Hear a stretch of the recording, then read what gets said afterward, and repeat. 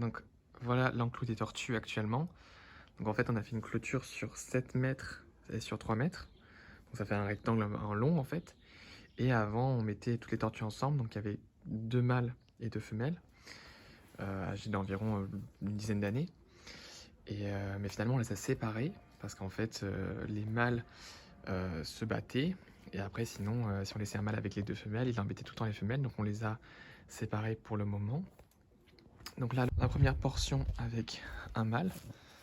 Donc on a planté voilà, un romarin, un hibiscus juste ici qui fait des fleurs. Et quand des fleurs tombent, la tortue les mange. La lavande. Voilà, donc dans l'enclos, il y a du pissenlit, il y a du trèfle. Toutes les mauvaises herbes qu'elles peuvent manger.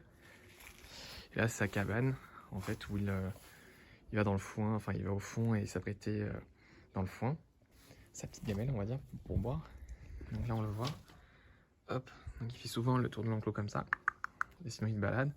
Et là on a un enclos aussi, une portion avec un mâle qui avant restait avec les femelles, mais on l'a séparé parce que cette année on a des femelles qui sont tombées malades, donc pour les laisser tranquilles on l'a séparé, mais de base on le laisse avec parce qu'il est moins agressif.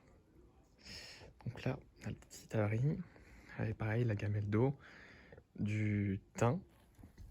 Donc voilà, après c'est que provisoire, hein. Et là en fait on a une petite portion qu'on a aménagée pour les petits.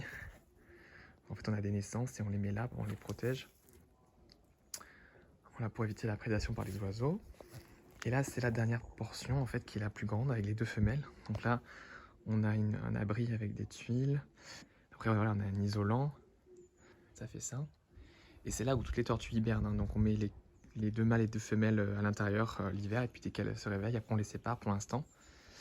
On trouve une autre solution parce que très prochainement là je suis en train de construire ma maison. Et parce que là on est chez mes parents, et en gros je vais construire la maison et je vais les ramener chez moi plus tard dans une grande volière. Donc voilà l'enclos. Donc là voilà l'abri où elles hibernent, donc avec une femelle à l'extérieur. Hop. On remplit de foin quand on sent que la température se refroidit, et quand les nuits sont plus fraîches, et après elles hibernent à l'intérieur naturellement, et elles se réveillent quand il fait plus chaud. Donc voilà, pareil, on a plein de mauvaises herbes, donc du trèfle. Je connais pas tous les noms, mais elles mangent ça. Et après voilà, pareil, on a une lavande juste ici, une grosse lavande avec un hibiscus. Et pareil, on a du thym juste ici.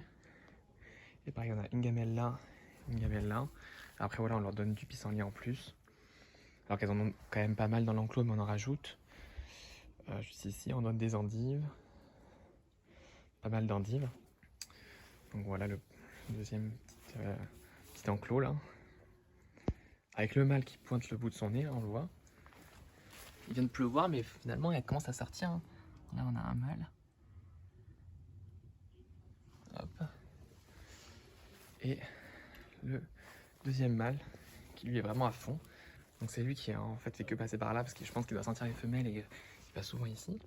Et alors lui c'est un peu un chien, quand on fait du bruit il s'approche. Il est pas du tout peureux. Tu viens?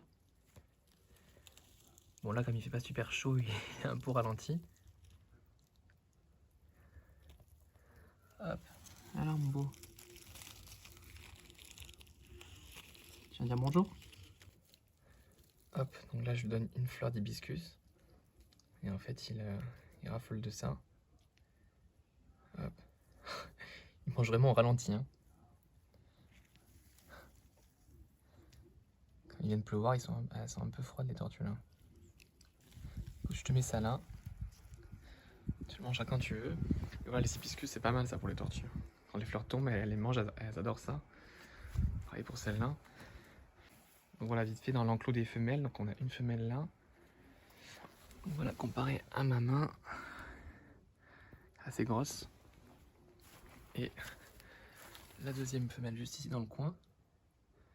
Donc petite précision pour l'enclos des femelles, on a fait un endroit avec de la terre et du sable pour qu'elles puissent pondre. Et elles ont toujours pondu à cet endroit-là. Donc voilà, c'est assez important, même si par exemple il n'y a pas de mâle, de faire un endroit pour qu'elles puissent pondre, parce que les tortues pondent même sans mâle. Et donc pour qu'elles puissent évacuer les œufs. Donc voilà. Et là, c'est la portion pour les petites. En fait, on a mis un grillage pour les protéger. Et il n'y en a aucune dehors. Donc à l'intérieur, il y a un petit arbuste. Et après, là, on a une pousse d'un brugnonnier là, qui est en train de pousser, mais on va l'enlever parce qu'il ne va pas avoir la place dedans. Donc pareil, une petite coupelle. Et un petit abri juste ici. Hop. Donc là, c'est l'abri des petites, donc des naissances qu'on a eues. Donc il y a deux naissances, enfin il y a 2 années, donc je crois que c'est l'année 2022 et 2023. Cette année, voilà, on n'a pas une naissance, comme les femelles étaient malades. Elles ont fait une rétention, elles ont fait une rétention, voilà, des œufs, et du coup on a dû les montrer chez le vétérinaire qui a retiré les œufs, etc. Donc c'est toute une procédure. Cette année, pas de naissance, mais là, c'est les anciennes naissances. Donc là, c'est le petit abri avec toutes les petites. En voilà une. Hop, elles grandissent très bien, donc voilà, elles peuvent aller dehors. Donc ça, c'est leur abri, puis elles ont leur enclos. Attends, je vais vous montrer. Elles ont leur enclos juste ici. Donc ça, c'est l'abri des petites. Donc en fait, de base, voilà, on a cette planche là au-dessus avec des tuiles, voilà, pour bien l'abriter, bien isolé, etc. Pour qu'il n'y ait pas d'humidité aussi.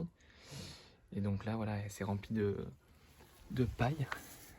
Hop, donc là, on a une des petites qui est vraiment très très grande et elle doit avoir peut-être 2 ans environ. Et on en a assez, enfin on en a pas mal. Il y en a des plus grandes, des plus petites.